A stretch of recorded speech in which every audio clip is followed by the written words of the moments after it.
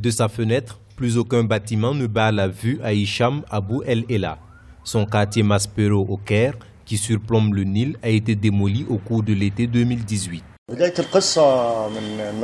Nous nous sommes réveillés le premier jour du Ramadan dernier et nous avons trouvé un papier collé à notre bâtiment nous informant que nous devions évacuer l'immeuble dans les 15 jours qui suivent. Nous avons demandé de quoi il s'agissait et on nous a répondu que toute la région était concernée par un ordre de démolition dans le cadre du triangle de Maspero. Nous savions que le triangle de Maspero était le taudis juste derrière nous. Mais nous avons été choqués de constater qu'ils avaient émis cet ordre et nous ont inclus dans le triangle de Maspero comme si nous étions aussi un taudis.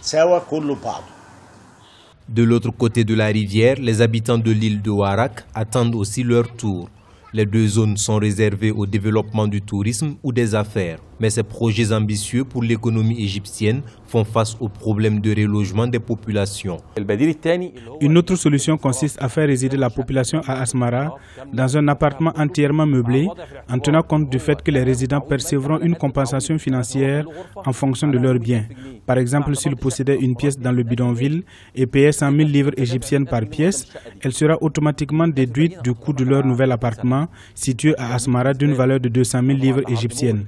Les 100 000 restants seront payés en versement échelonné sur 30 ans.